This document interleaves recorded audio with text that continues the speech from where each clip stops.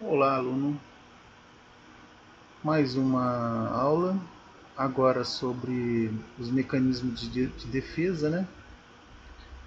A racionalização. A racionalização ocorre quando o indivíduo cria explicações aparentemente lógicas e aceitáveis para justificar comportamentos motivados por desejos inconscientes. Por exemplo, alguém que não conseguiu uma vaga de emprego pode afirmar que não queria aquele cargo. Esse mecanismo reduz a frustração, mas pode mascarar a verdadeira origem do conflito, né? Então, a pessoa não consegue a vaga de emprego, depois ela afirma que ela não queria aquele emprego. Isso é uma forma de racionalização. Deslocamento. No deslocamento, a energia de um desejo ou emoção é transferida de um objeto considerado perigoso ou proibido para outro mais aceitável. Por exemplo, uma pessoa frustrada com o chefe pode descontar sua raiva em familiares ou amigos. Esse mecanismo preserva o vínculo com a figura geradora de tensão, mas desloca a carga emocional para outros contextos, né? A gente já tinha visto alguns aqui, como projeção, formação reativa. Então, os mecanismos de defesa, eles são mecanismos, né? São formas que o eu, né? O ego, ele se utiliza para se defender, né? De possíveis conflitos, possíveis momentos, situações de angústia de alguma coisa, né? Então ele faz vamos dizer, esse processo, né? Processo com um mecanismo de defesa. Aqui nós temos outros também, ó, repressão, negação. Na verdade, se a gente for ver, nós temos aqui nesse gráfico 10 mecanismos de defesa, né? A gente já falou de projeção, sublimação, acredito que no outro dia eu falei também de formação reativa, né? Hoje sobre racionalização e, e a repressão. Repressão aqui, ó, bloqueio inconsciente de pensamentos ou lembranças dolorosas, né? Também pode-se dizer que seria um recalque, tá?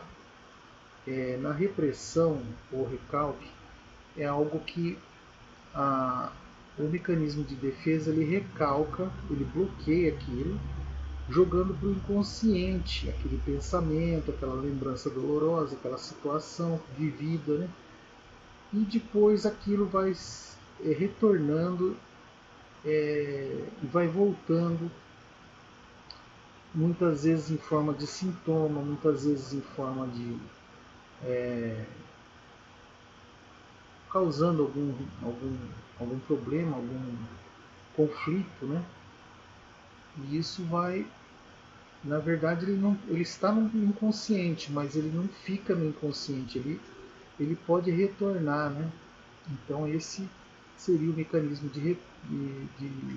mecanismo de defesa, repreensão. Aqui nós vimos sobre sublimação, racionalização, e aqui eu vou voltar aqui, a gente vai ver mais dois tipos de mecanismos de defesa. A repressão.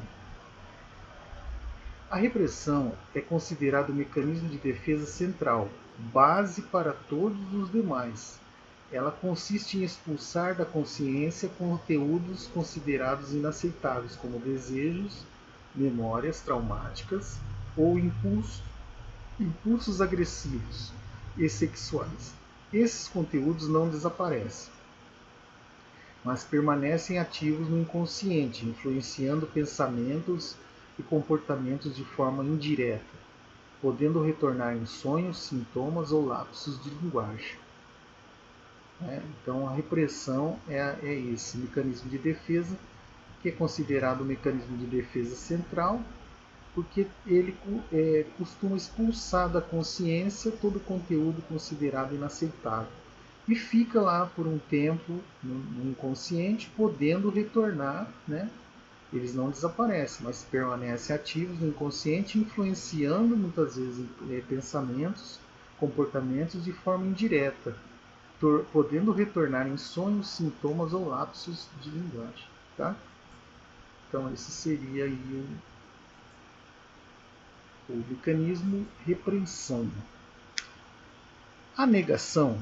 A negação ocorre quando o sujeito se recusa a aceitar aspectos dolorosos da realidade externa ou interna. É comum em situações de luto, doenças graves ou perdas significativas, funcionando como uma barreira temporária contra o sofrimento, embora possa proteger momentaneamente o prolongamento da negação. Impede a elaboração adequada da experiência. Né? Então, estamos vendo aí que temos quatro mecanismos de defesa que nós vimos hoje: racionalização, deslocamento, negação, projeção. Aqui tem uma tabela explicativa. Não vamos entrar nisso hoje.